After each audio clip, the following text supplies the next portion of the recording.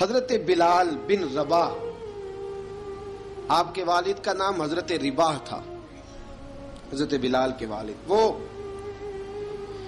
حضرت بلال ابھی بچپن میں چھوٹے سے تھے کہ والد انتقال کر گئے، یتیمی میں پرورش پائی جناب بلال نے، یتیمی میں، اور پھر دو بہنیں، ایک والدہ، ایک بھائی۔ حضرت بلال حبشی کا یہ خاندان مکے میں بکتا بکاتا کسی طرح عبداللہ بن جدعان کے پاس پہنچ گیا۔ بڑا پکا کافر تھا، بڑا پکا۔ ذرا اسلام کی روشنی چمکی نہ تھوڑی سی، حضرت ابوبکر صدیق رضی اللہ تعالیٰ عنہ اس رستے سے گزرتے تھے، اس رستے میں حضرت بلال کام کاج کیا کرتے تھے، بڑے محنت، بڑے جفاکش، بڑے ہمت والے۔ حضرت صدیق اکبر نے ایک دن روک کے کہا، بلال کب تک تو اتنے خداؤں کو پوجتا رہے گا؟ کب تک تو اتنے خداؤں کو پوجے گا، جگہ جگہ ماتھا ٹیکے گا؟ یہ تجھے کبھی غلامی سے آزاد نہیں کریں گے۔ میں تجھے ایک دروازہ بتلاتا ہوں، اگر تو اس دروازے پہ آئے گا تو وہ تجھے مکے کی گلی سے اٹھا کے کعبے کی چھت پہ کھڑا کر دیں گے۔ گلی ہے میرے پاس، دامن مصطفیٰ سے جو بھی لپٹا وہ یگانہ ہو گیا، جس کے حضور ہو گئے اس کا زمانہ ہو گیا۔ حضرت بلال حبشی رضی اللہ تعالیٰ عنہ کو بات بتلائی، سلیم الفطرت آدمی تھے، سنجیدہ آدمی تھے، اچھا مزاج رکھتے تھے، فہم و فراست رکھتے تھے۔ جناب بلال نے کلمہ پڑھ لیا، کلمہ پڑھ کے نا تو سب لوگوں نے کہا، بہت سارے لوگوں نے اپنا اسلام چھپا کے رکھا ہوا تھا۔ دو واقعات ایسے ہوئے کہ حضرت بلال کا اسلام ظاہر ہو گیا۔ کسی کام سے بت خانے بھیجا عبداللہ ابن جدعان نے، بت خانے گئے تو لگے ہوئے تھے بت، کتار اندر کتار، بتوں کی کتاریں بنی ہوئی تھی۔ حضرت بلال نے مٹی اٹھائی اور بتوں کے منہ پہ مار کے کہنے لگے، جو اپنا چہرہ صاف نہیں کر سکتے وہ کسی کو نفع نقصان کیا پہنچائیں گے۔ جو لوگ دیکھ رہے تھے انہوں نے آ کے عبداللہ ابن جدعان کو بتایا، کہا تیرا غلام ہے اور تو بہت بڑا سردار بنتا ہے، تیری عزت خاک میں مل جائے گی کسی کو پتہ چل گیا کہ عبداللہ کا غلام مسلمان ہو گیا۔ عبداللہ بن جدعان نے راتوں رات امیہ بن خلف سے بات کی اور امیہ سے کہا، یار یہ غلام لے لو، مفتی لے لو۔ بتایا نہیں امیہ کو، بتایا نہیں کہ مسلمان ہو گیا ہے۔ امیہ نے لے لیا۔ امیہ بڑا سخت آدمی تھا، بڑی طبیعت میں سختی پائی جاتی تھی، اللہ اکبر، لیکن یہ محبت اور عشق یہ چھپائے چھپتے نہیں، اور مسلمان اپنے اسلام کا اظہار کیے بغیر رہ سکتا۔ ایک واقعہ اور رونما ہو گیا، حضرت بلال پھر ظاہر ہو گئے۔ ہوا کیا؟ حضرت عمار بن یاسر رضی اللہ تعالیٰ عنہ، مکے کے سارے کافر کٹھے ہو کے ایک غریب آدمی کو مار رہے ہیں، غریب آدمی کو۔ جب اندر انسان کے چور ہوتا ہے تو بڑا سے بڑا آدمی بھی بزدل ہو جاتا ہے۔ جب اندر چور بیٹھ جائے نا تو بڑے سے بڑا آدمی بزدل ہو جاتا ہے، اور جب اندر صفائی ہو تو غریب سے غریب آدمی بھی بہادر ہو جاتا ہے۔ حق پہ ہونا چاہیے، سچا ہونا چاہیے، پھر بہادر ہو۔ حضرت عمار بن یاسر رضی اللہ، ایک غریب آدمی، مکے کے سارے سردار مکے کے چوک میں کٹھے ہیں اور ایک دیوار کے ساتھ کھڑا کیا ہوا ہے حضرت عمار بن یاسر کو، اور کوڑے مار رہے ہیں، زور زور سے کوڑے حضرت عمار بن یاسر رضی اللہ تعالیٰ عنہ کے بدن پہ لگتے ہیں، وجود لہو لہان ہے۔ حضرت عمار بن یاسر کو پتا تھا کہ بلال بھی مسلمان ہو گئے، لیکن ان کا خیال تھا کہ یہ کسی کو بتلائیں نہ تو ہی بہتر ہے۔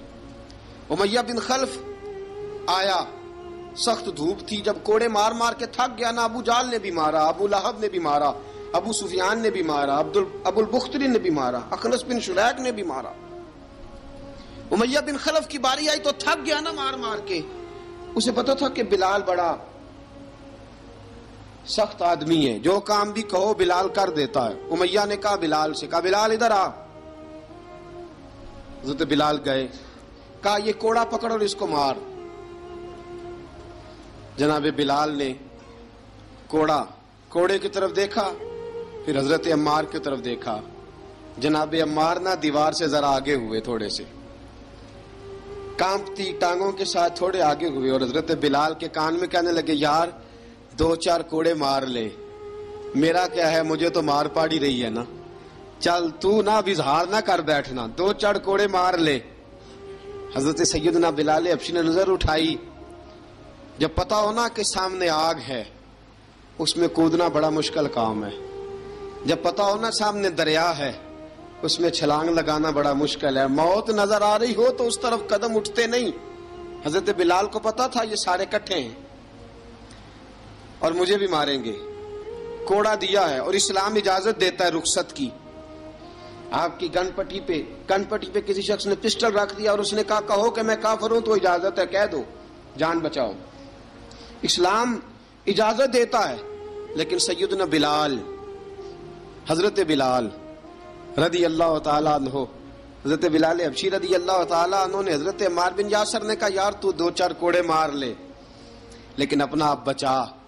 حضرت بلال کہنے لگے ٹھیک ہے، حضرت بلال کہتے ٹھیک ہے، میں 2-4 کوڑے مار لیتا ہوں لیکن اپنا آپ بچا لیتا ہوں۔ اب جلدی سے امیہ بن خلف چلایا، کہنے لگا تجھے کہا کوڑا مار، پکڑ کوڑا۔ حضرت بلال نے کوڑا ہاتھ میں لیا، ایک دفعہ امیہ کی طرف دیکھا، پھر ابو جہل کی طرف دیکھا، پھر ابو لہب کی طرف دیکھا، سارے کافروں پہ نظر دوڑائی، اور پھر عمار بن یاسر کی طرف دیکھا، کہا عمار تو مار کھا سکتا ہے تو میں نہیں کھا سکتا، عمار تیرے وجود پہ زخم لگ سکتے ہیں تو میرے پہ نہیں لگ سکتے، عمار جس خدا کا تو کلمہ پڑھتا ہے اسی کا میں پڑھتا ہوں، اور جس زلفوں کا تو قیدی ہے میں بھی اسی محمد عربی کی زلفوں کا قیدی ہوں۔ اب دیکھ ذرا مل کے مار کھانے میں کیا مزہ ہے، ذرا دیکھتے ہیں ذرا کٹھے ہو کے ظلم سہنے میں کیا لطف آتا ہے۔ حضرت سیدنا بلال حبشی نے زور زور سے کوڑا گھمایا، اعلان بغاوت ہونے لگا ہے، بلال آنے لگے ہیں میدان عمل میں۔ جناب بلال نے زور زور سے کوڑا گھمایا اور گھما کے دور پھینکا، اور امیہ کی طرف دیکھ کے کہنے لگے یہ عمار اکیلا نہیں، اسے تنہا نہ سمجھنا، یہ اکیلا مار نہیں کھائے گا۔ اشہد ان لا الہ الا اللہ واشہد ان محمدن عبدہ ورسولہ، فرمایا تیاری کر کے نکلو، اب عمار اکیلا مار نہیں کھایا کرے گا، جب عمار مار کھائے گا تو اس کے ساتھ حصہ داری کرنے بلال بھی آیا کرے گا۔ حضرت بلال میدان عمل میں، اب کافروں پہ سناٹا چھا گیا، بلال تیری جرت، تیری یہ ہمت، تو انکار کرے، تیرا یہ چارہ، تیرے منہ سے یہ لفظ نکلے، ان الذین قالوا ربنا اللہ ثم استقاموا تتنزل علیہم الملائکہ الا تخافوا ولا تحزنوا وابشروا بالجنۃ التی کنتم توعدون۔ رب فرماتا ہے تم کہو میں نے اللہ کو مان لیا، رب کو مان کر پھر ڈٹ جانا، تمہاری دنیا مدد کرے نہ کرے اللہ تمہاری مدد کے لیے فرشتوں کا نزول فرما دے گا، لوگ مدد کرے نہ کرے اللہ کے فرشتے تمہاری مدد کریں گے۔ جناب سیدنا بلال نے اعلان کر دیا میں نہیں ماروں گا، ادھر آ ستمگر ہنر آزمائیں، تو تیر آزما ہم جگر آزمائیں، فرمایا کر لو تیاری آ جاؤ۔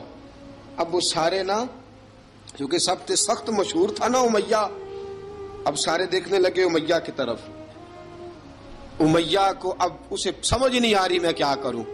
بلال نے تو کبھی نہ کی نہیں، تو جو کہتے تھے کر گزرتا تھا، یہ عجیب معاملہ ہے۔ کہنے لگا بلال تجھے پتا ہے تو کیا کر رہا ہے، تو نے جذبات میں آ کے اعلان تو کر دیا، تجھے اس کا پتا ہے؟ جناب بلال حبشی رضی اللہ تعالیٰ عنہ فرمانے لگے مجھے پتا ہے تو مجھے مارے گا، مجھے پتا ہے مجھے سزائیں دے گا، مجھے سارا پتا ہے، لیکن عقل کو تنقید سے فرصت نہیں، عشق پر ایمان کی بنیاد رکھ۔ فرمایا میں نے عقل کے گھوڑے دوڑانے چھوڑ دیے ہیں، بس کلمہ جو پڑھ لیا، جب اعلان جو کر لیا ہے، جب محبت جو کی، تو اب اس میں کسی قسم کی مصلحت کی اجازت نہیں۔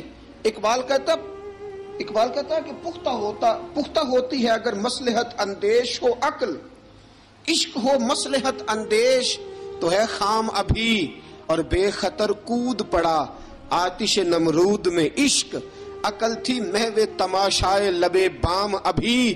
فرمایا عقل پختہ ہوتی ہے اگر سوچا جائے، عشق کے معاملے میں سوچا جائے تو عشق کمزور ہوتا ہے، وہاں سوچنے سمجھنے کی اجازت ہوتی نہیں. سوچنا سمجھنا تھا کلمہ پڑھنے سے پہلے، اب تو پڑھ لیا، اب سوچنے کا نہیں، اب عمل کرنے کا وقت ہے. اب جناب بلال پر سختی شروع ہوئی، مارنا شروع ہوئے. کس انداز میں مارا؟ لوہے کی سلاخیں پہنا کر عرب کی تپتی ہوئی ریت پہ لٹا دیا. جب لوہا گرم ہوتا، سلاخیں گرم ہوتی، وہ وجود کو لگتی، پہلے خاموش رہتے. پہلے علامہ ندوی نے لکھا پہلے چپ رہتے، پہلے احد احد نہیں کہتے تھے، پہلے احد احد نہیں کہتے. جب تکلیف بڑھ جاتی نا تو پھر زبان سے نکلتا احد احد احد. وہ وحدہ لا شریک ہے، وہ وحدہ لا شریک ہے. جب تکلیف بڑھتی پھر امیہ کیا کرتا؟ پھر امیہ حضرت بلال رضی اللہ تعالیٰ عنہ کے گلے میں رسی ڈالتا اور مکے کے اوباش لڑکوں کے ہاتھ میں دیتا. مکے کی گلیوں میں کبھی کسی پاگل کو آپ گزرتے دیکھو نا، لڑکے اسے چھیڑ رہے ہوں، آپ کو پتا ہے وہ پاگل ہے، اس نے زیادتی بھی کی ہے.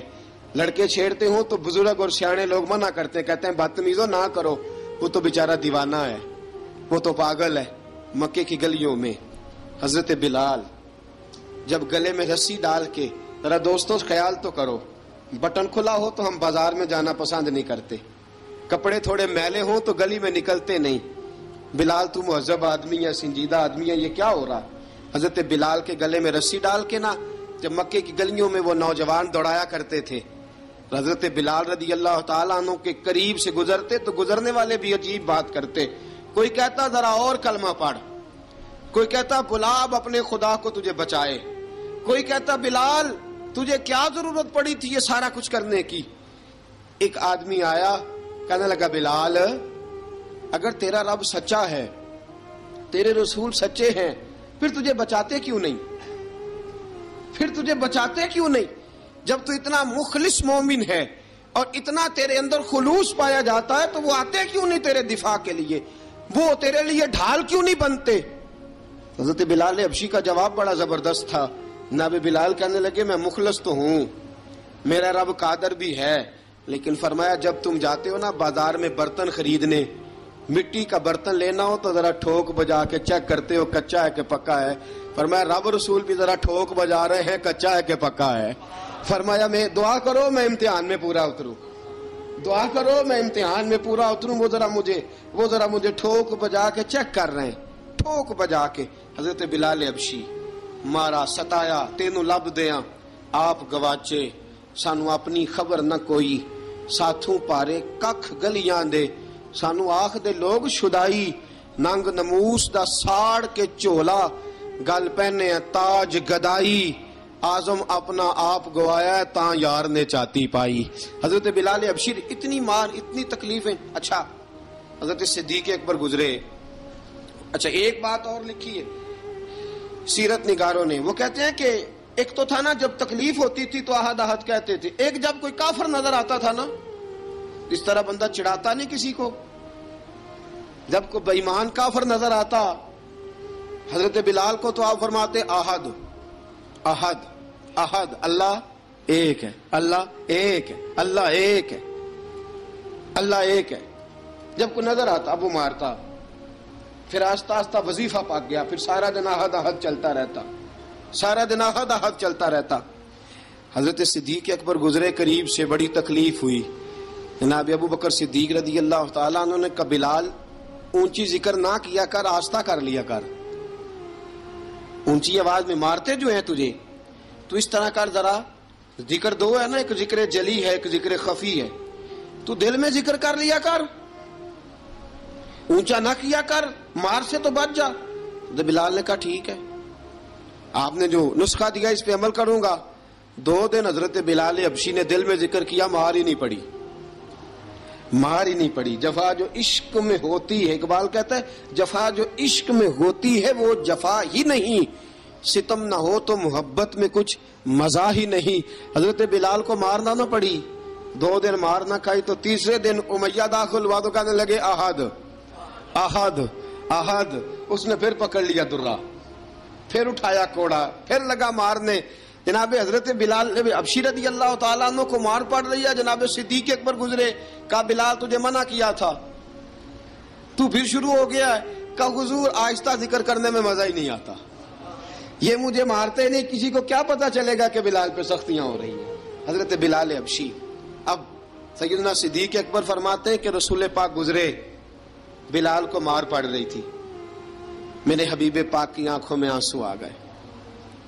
بے خبر ہو جو غلاموں سے وہ آقا کیا ہے. حضور کی آنکھوں میں آنسو، اور حضور نے دعا فرمائی کہ یا اللہ میرے بلال کو نجات دے دے، یا اللہ میرے بلال کو نجات دے دے. رسول پاک یہ کہہ کے گزر گئے. ایک کونے میں، حرم شریف کے کونے میں بیٹھ کے رسول پاک رو رہے ہیں. جناب صدیق اکبر نے کہا حضور کیا ہوا؟ فرمایا ابو بکر سوچ رہا ہوں خدا اگر مجھے پیسے دے تو میں بلال کو خرید لوں، اگر رب پیسے دے تو خرید لوں، سوچ رہا ہوں. جناب ابو بکر صدیق گھر گئے، گھر جا کے حضرت عباس کو بھیجا، کہا امیہ میرا مخالف ہے، مجھ سے وہ بات نہیں کرے گا، آپ جائیے، آپ جا کے کہیے بلال کو بیچ ڈالے. حضرت عباس نے جا کے کہا بلال کو بیچ دو. کہنے لگا میری قیمت بہت زیادہ ہے، 50 دینار کا میں نے خریدا ہے اور میں منافع لے کے بیچوں گا. حضرت عباس نے آ کے جناب صدیق اکبر کو بتایا تو ابو بکر صدیق فرمانے لگے چل مجھے ساتھ ہی لے جا، دیکھ لیتے. پہنچے، جب ابو بکر صدیق کو آتے دیکھا نا تو چڑ گیا. کہنے لگا ابو بکر اگر تو بلال کو خریدنا چاہے تو وہ جو تیرے پاس رومی غلام ہے وہ مجھے دینا پڑے گا، 2 لونڈیاں اس کے ساتھ دینی پڑیں گی، اور یہ 50 دینار کا ہے، میں تجھ سے 2000 دینار لوں گا. 50 دینار کا ہے، 2000 دینار لوں گا. حضرت صدیق اکبر رضی اللہ تعالیٰ عنہ نے فرمایا مجھے منظور ہے، مجھے منظور ہے، منظور ہے مجھے. تو ابو بکر صدیق نے وہ تینوں غیر مسلم غلام لیے، 2000 دینار لیے. حضرت عباس نے بھی کلمہ نہیں پڑھا تھا. کہنے لگے ابو بکر تو کامیاب تاجر ہے، کیا کرنے لگے ہو؟ تو حضرت ابو بکر صدیق کہنے لگے آپ نے بھی کلمہ نہیں پڑھا، آپ کو اس سودے کا پتہ نہیں، آپ ابھی اس لذت آشنائی سے واقف نہیں، آپ نے بھی یہ ذائقہ چکھا نہیں، آپ ابھی اس راہ سے گزرے نہیں، آپ کو پتہ نہیں یہ بھی ایک ذائقہ ہے، یہ بھی ایک سودا ہے، یہ بھی ایک لذت ہے، یہ بھی ایک گہرائی ہے، یہ بھی ایک مزہ ہے، اس کا بھی آپ کو علم نہیں، آپ نے کلمہ نہیں نہ پڑھا. محبت کو سمجھنا ہے تو نہ سے خود محبت کر، کنارے سے کبھی اندازہ طوفان نہیں ہوتا. فرمایا ابھی تو راہ گزر میں ہے، کہہ دے مقام سے گزر. ابھی ذرا آگے چلیں گے نا، جب آپ کلمہ پڑھیں گے تو آپ کو پتہ چلے گا. حضرت سیدنا بلال حبشی کو لینے کے لیے صدیق اکبر پہنچے، 2000 دینار، 3 غلام پڑھے لکھے سیانے سمجھدار. جب دیے نا تو امیہ کھل کھلا کے ہنسا، کہنے لگا ابو بکر بڑے گھاٹے کا سودا کیا تو نے، ابو بکر تو نے بڑے گھاٹے کا سودا کیا ہے.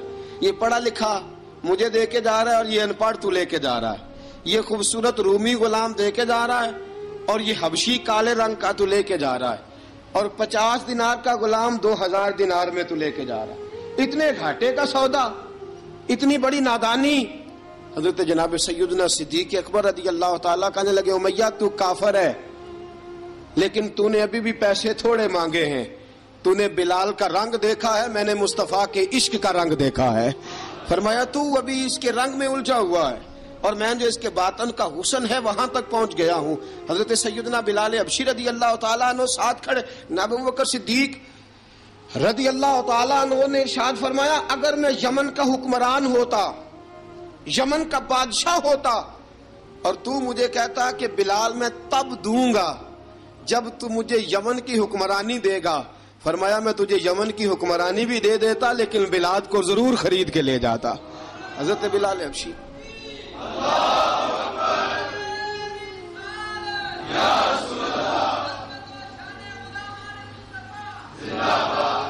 جناب سیدنا بلال حبشی. حضرت سیدنا ابو بکر صدیق فرماتے ہیں جب میں بلال کو لینے گیا تو حال پتہ کیا تھا؟ ادھر دیکھیے گا.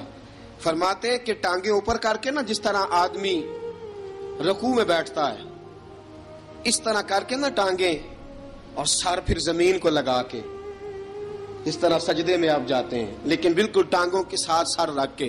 فرماتے ہیں 4 بھاری چکیاں ریت پہ حضرت بلال تھے، ان کے اوپر چکیاں رکھی ہوئی تھی، اور فرماتے ہیں حضرت بلال تھوڑی تھوڑی حرکت کرتے تھے تو وہ چکیاں جسم کے ساتھ لگتی تھی نا، پارٹ ان کے. فرماتے ہیں زخم بن گئے تھے، خون نکلتا تھا. فرماتے ہیں میں نے وہاں سے جا کے حضرت بلال کو نکالا، پیسے دیے لے کے آیا تو جناب بلال کہنے لگے جلدی جلدی چلو حضور کے پاس، ذرا جلدی جلدی چلو، در مصطفیٰ پہ جلدی کرو۔ تو جناب سیدنا بلال حبشی رضی اللہ تعالیٰ عنہ کے جواب میں حضرت ابوبکر صدیق کہنے لگے بلال جلدی نہ کر، جب میں آیا تھا تو حضور تیرے لیے آنسو بہا رہے تھے، اگر تجھے اس حالت میں زخمی دیکھیں گے تو میرے مصطفیٰ کو اور زیادہ رونا پڑے گا، تو میرے ساتھ گھر چل، میں تجھے کپڑے پہناتا ہوں، میں تیرے زخموں پہ پٹی کرتا ہوں۔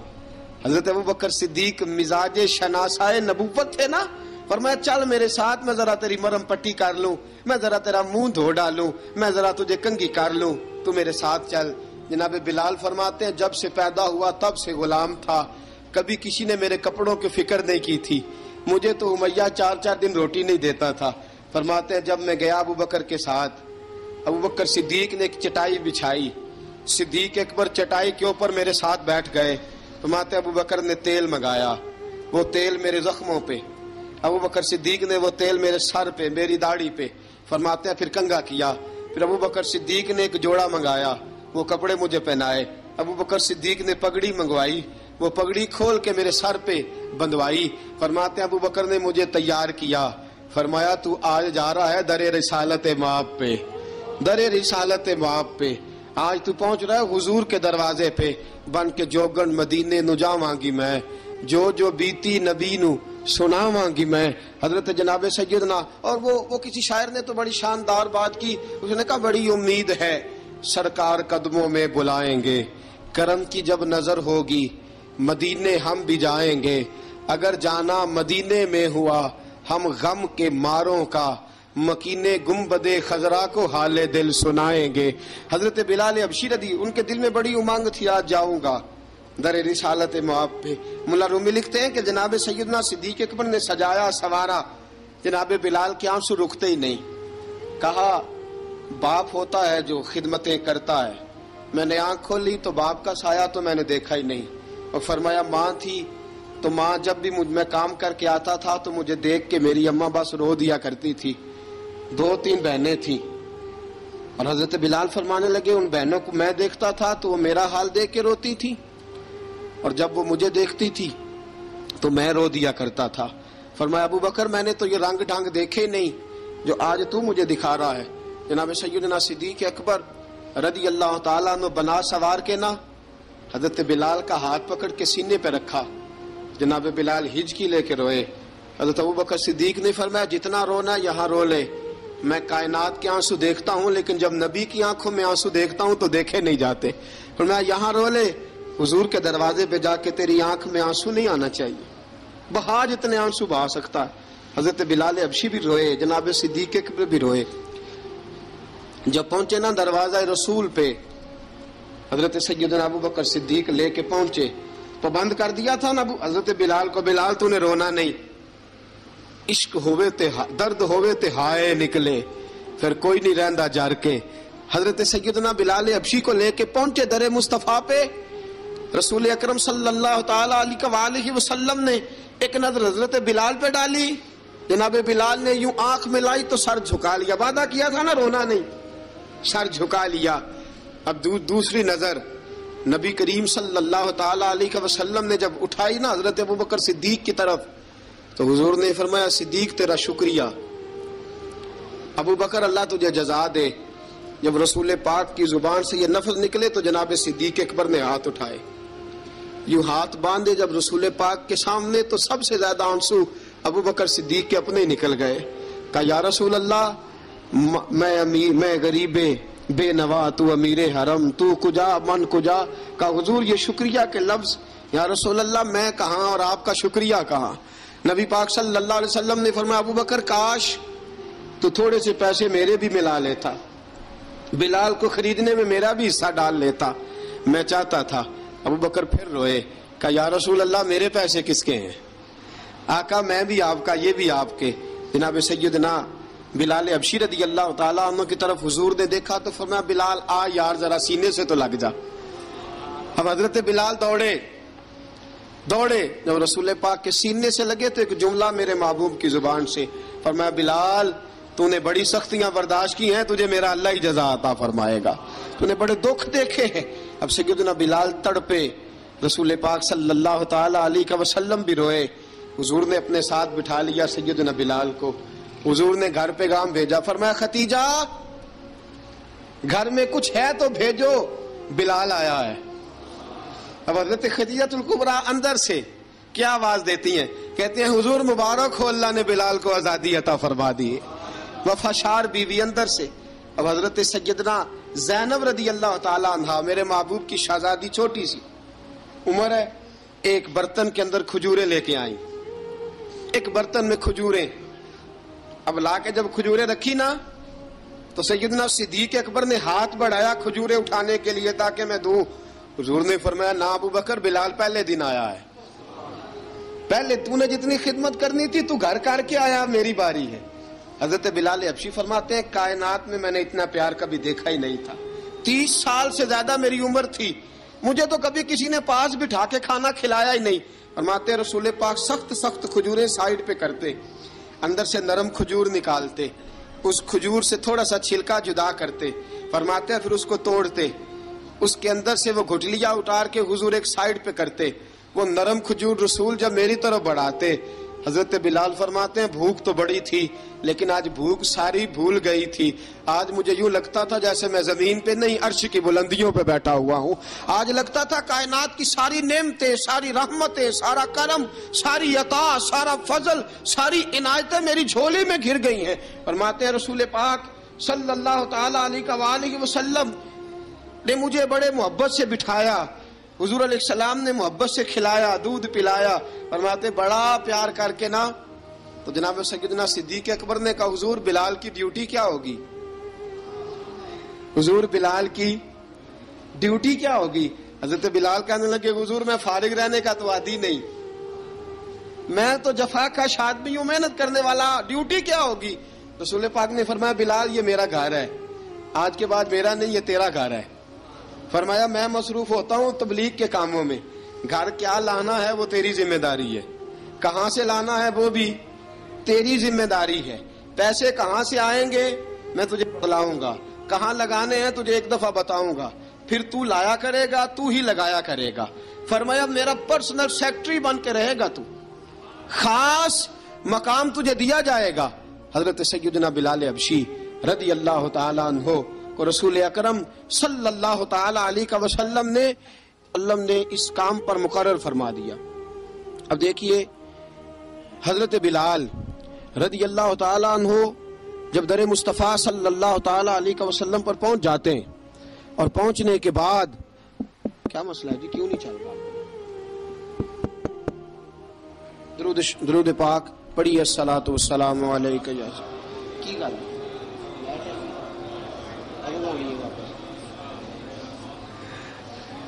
میں یہ گزارش کر رہا تھا کہ حضرت بلال حبشی رضی اللہ تعالیٰ عنہ کو رسول پاک نے یہ ڈیوٹی عطا فرما دی.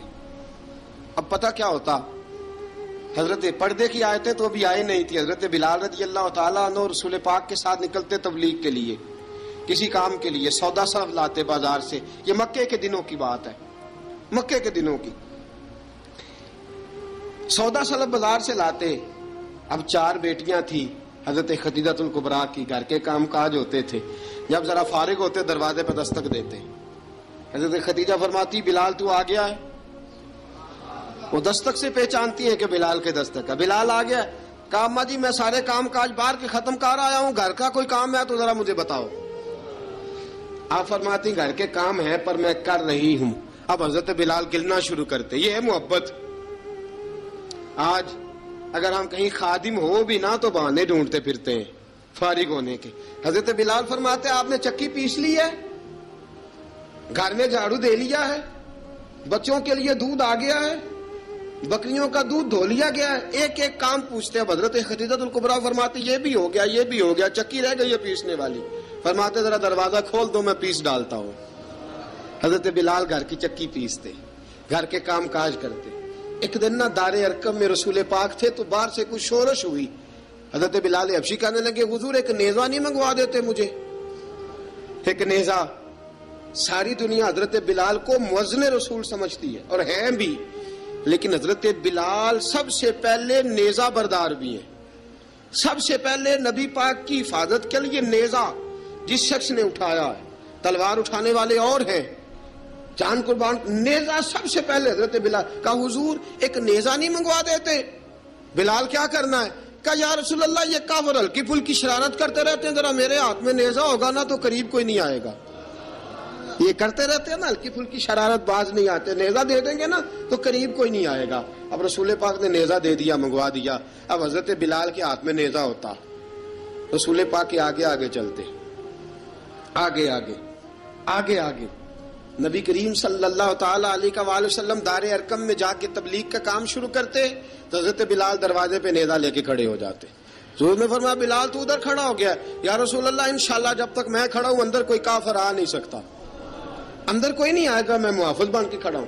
حضرت بلال حبشی رضی اللہ تعالیٰ عنہ نے ہمیشہ، اور یہ نیزہ ہمیشہ پاس رکھا، بدر میں بھی، احد میں بھی، تبوک میں بھی، یرموک میں بھی، خندق میں بھی. جب نبی پاک نماز پڑھانے کے لیے کھڑے ہوتے تو حضرت بلال نیزہ نبی پاک کے آگے گاڑ دیتے.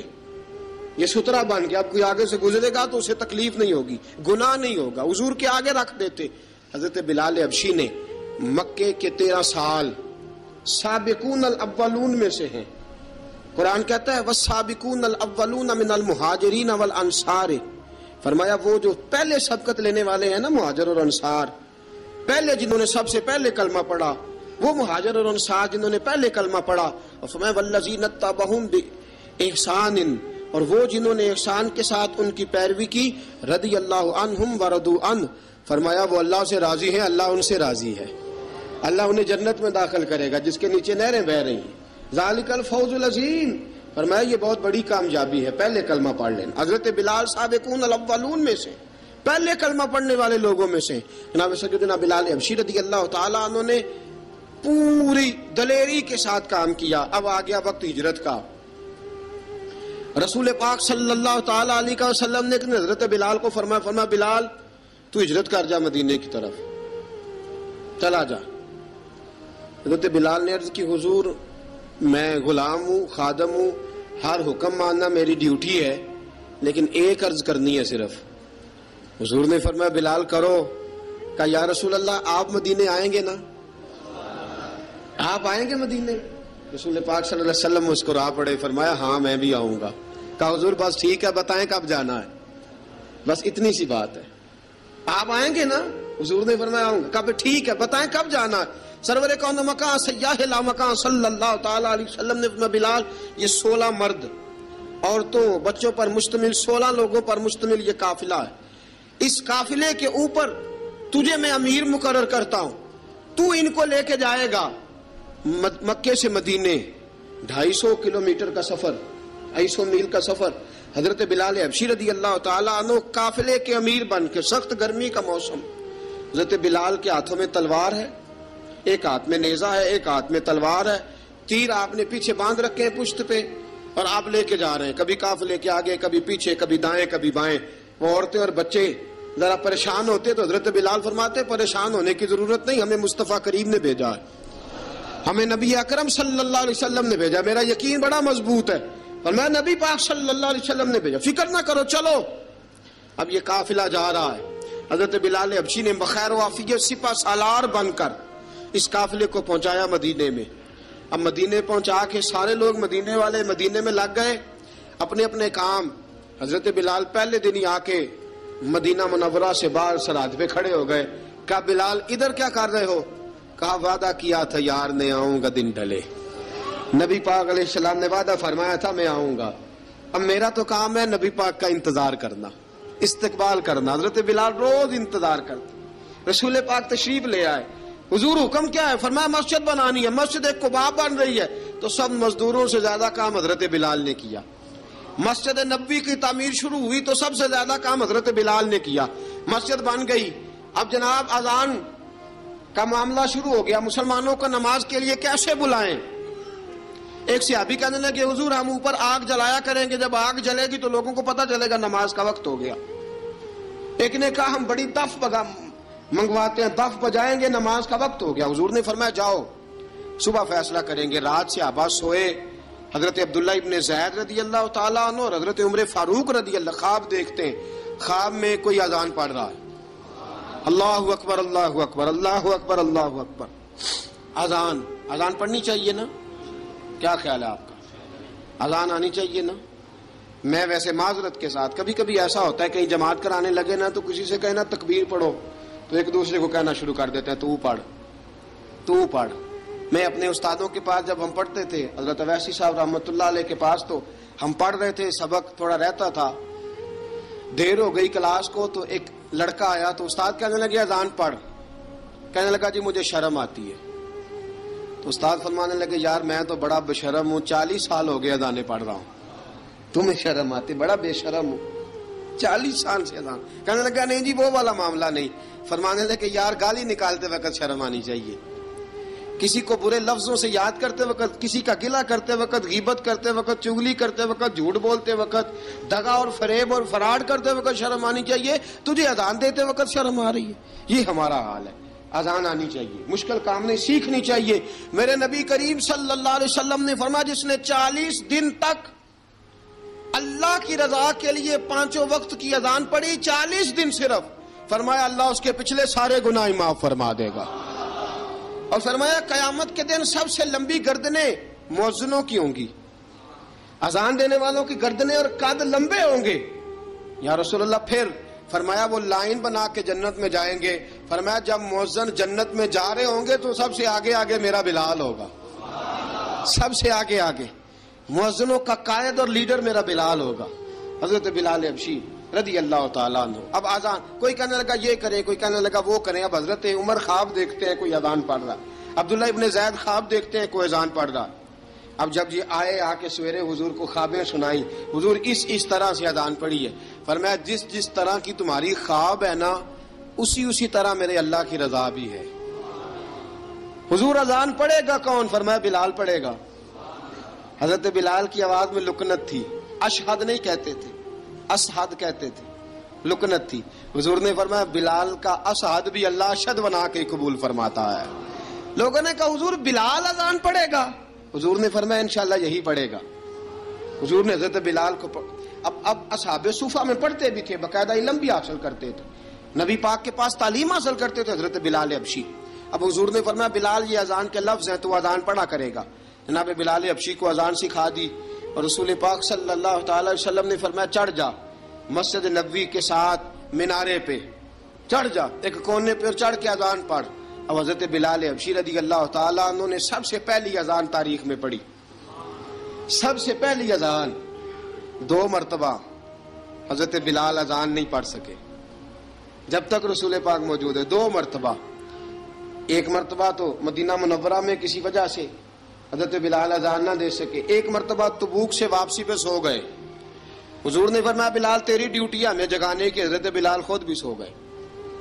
سویرے جب اچھی طرح سے سورج چمکا تو رسول پاک کی آنکھ کھلی. حضرت بلال کو حضور نے آواز دی, جناب بلال چونک کے اٹھے. فرمایا تجھے کہا تھا جگانا ہے. یا رسول اللہ ساری رات جاگتا رہا, جب جاگنے کا ٹائم آیا تو سو گیا. میں نے کہا میں ذرا کمر سیدھی کر لوں. حضور بس لیٹا ہی ہوں تو آنکھ لگ گئی, ٹیک لگائی ہے بس میں نے, پتھر کے ساتھ آنکھ لگ گئی. حضور نے فرمایا چلو پڑھو اذان. حضرت بلال نے اذان پڑھی اور سورج چمکتے میں رسول پاک نے نماز ادا فرمائی. عزیز دوستو حضرت بلال حبشی نے ہمیشہ اذان پڑھی, ہمیشہ. نبی کریم صلی اللہ تعالی علیہ وسلم کے صحابہ ایک دن حضرت بلال سے کہنے لگے بلال تو ساری زندگی اذان پڑھتا رہا, مزہ کب آیا اذان پڑھنے کا, مزہ کب آیا؟ حضرت بلال کہنے لگے ایک اس دن جس دن مجھے حضور نے اذان سکھائی تھی بڑا لطف آیا تھا حضور سے اذان سیکھنے کا. اور فرمایا ایک اس دن مجھے مزہ آیا جب میں نے کعبے کی چھت پہ کھڑے ہو کے اذان پڑھی ہے. حضرت بلال فرماتے ہیں سارے کافر زمین پہ کھڑے تھے گردنیں جھکائے, اور میرے مصطفیٰ کریم جب کسوا نامی اونٹنی پہ بیٹھے تھے نا اور میں اذان دے رہا تھا تو میں آج بڑا راضی تھا. میں کہہ رہا تھا یا اللہ کیا بات ہے, آج تو نے میرے حبیب کو کتنی عزتوں سے نوازا ہے. ایک ہے گھر کے کام کاج کرنا, اور میں پہلے بھی حدیث سنا چکا, حضرت بلال حبشی خود بخود لوگوں سے قرضہ لے لیتے تھے, حضور کو تکلیف ہی نہیں. بخاری مسلم بتاتی ہے خود بخود قرضے لے لیتے تھے, خود بخود, نبی پاک کو تکلیف ہی نہیں دیتے تھے. کام کاج ہے, مہمان آ جا رہے ہیں, ان کی خدمت کرنی ہے. بلال نے خود ہی قرضہ اٹھا لیا, قرضہ اٹھا کے خود بخود حضرت بلال سودا لے آئے, سودا لا کے جناب بلال نے پکا دیا. ایک دن ایسا بھی آیا، بخاری شریف کے لفظ ہیں کہ جن کے قرضے دینے تھے وہ کہنے لگے بلال سویرے قرضہ دو ورنہ تجھے لے جائیں گے، بکریاں چرانی پڑیں گے۔ حضرت بلال حبشی رضی اللہ تعالیٰ عنہ نے حضور کی خدمت میں عرض کی، کہا اگر کوئی بندوبست ہو گیا تو ٹھیک ہے، ورنہ میں تو سویرے بھاگ جاؤں گا، میں شام چلا جاؤں گا، پیسے آ گئے تو مجھے پیغام بھیجنا، آ جاؤں گا۔ سویرے فجر سے پہلے حضور نے پیغام بھیج دیا، فرمایا بلال تیری مدد کے لیے اللہ نے 3 اونٹنیاں سامان کی بھیج دی ہیں۔ حضرت بلال حبشی رضی اللہ تعالیٰ عنہ نے سارا گھر کا کام کاج خود سے سنبھال لیا تھا۔ ایک دن غائب ہو گئے حضرت بلال اذان دے کے، فجر کی اذان دے کے، ایک دن فجر کی اذان دے کے غائب نہیں ہونا چاہیے، کیا خیال ہے آپ کا؟ مؤذن کو اذان دے کے غائب، اسے مسجد میں پھر رہنا چاہیے۔ حضرت بلال حبشی رضی اللہ تعالیٰ عنہ اذان پڑھی، غائب ہو گئے، صحابہ ڈھونڈ رہے ہیں بلال کدھر ہے، اقامت پڑھے۔ حضور نے فرمایا ٹھہر جاؤ، بلال آئے گا تو اقامت پڑھے گا، بلال آئے گا تو جلدی نہ کیا کرو مسجد میں، اگر 2-4 منٹ کبھی دیر ہو جائے نا نماز میں تو جلدی کوئی بات نہیں، اللہ کے گھر ہی آئے ہو نا، جلدی نہ مچایا کرو، اللہ کا گھر ہے، رحمت والی جگہ ہے۔